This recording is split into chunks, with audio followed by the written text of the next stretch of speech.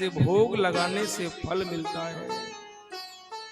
ये तो बड़े सौभाग्य की बात है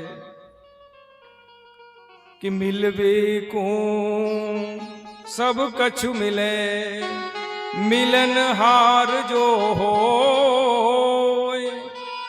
मिलने को तो संसार में बहुत सारी वस्तुएं आपको मिल जाएंगी, लेकिन यह भागवत कथा अति दुर्लभ जानियो, ये तो मिलत मिलत भी खो।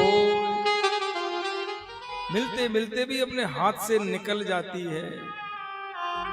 कलश यात्रा में कितनी संख्या में भीड़ थी, सब लोगों ने बड़ा आनंद लिया, माताओं ने तो विशेष आनंद लिया, लेकिन सभी प्रयास करते हैं कि कथा सुने और लास्ट तक रहें, लेकिन इतनी संख्या नहीं दिखाई दे रही।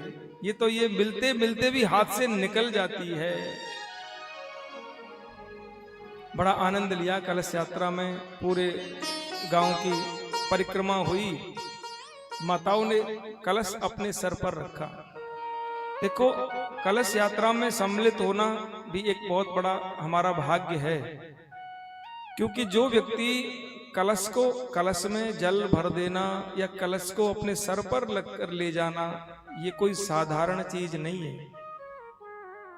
जब कलश में देवताओं का, देवियों का, ऋषियों का, तीर्थों का, चारों वेदों का आवाहन होता है, उसको अपने सर पर धारण करने का बड़ा सौभाग्य है।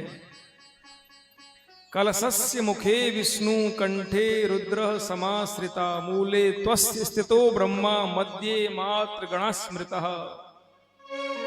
कलश के मूल में भगवान विष्णु का, ब्रह्मा का, रुद्र का वास है।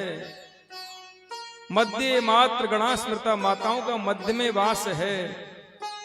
कुक्षौ तु सागरे सर्वे, सागर का भगवान के पेट में, कलश के उदर में सागर का, नदियों का, तीर्थों का निवास किया जाता है। जब ब्राह्मण द्वारा मंत्र बोले जाते हैं तो सभी देवताओं को, तीर्थों को वहीं बुलाया जाता है। तो ये बड़ा सौभाग्य है कि कलश यात्रा में हम सभी माताओं ने बढ़ चढ़ के खूब आनंद लिया। और ये भागवत कथा आज महात्म के रूप में हम सभी श्रवण कर रहे हैं।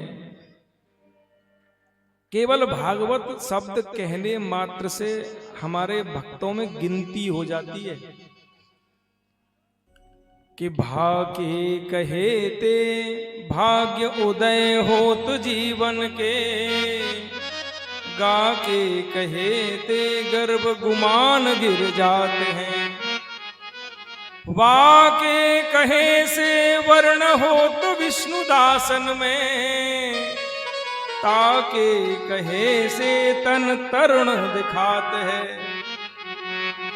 भा शब्द कहने से जीवन के भाग्य उदय हो जाता है, और गा के कहने से गर्व गुमान गिर जाता है। जिस व्यक्ति को अभिमान होता है ना, वो भी क्षीण हो जाता है केवल भागवत शब्द कहने से।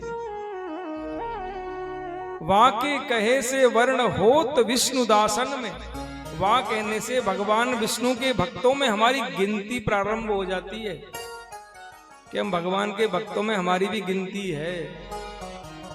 और ताके कहे से तन तरुण दिखाते, शरीर में रोमांच छा जाता है। ये भागवत है।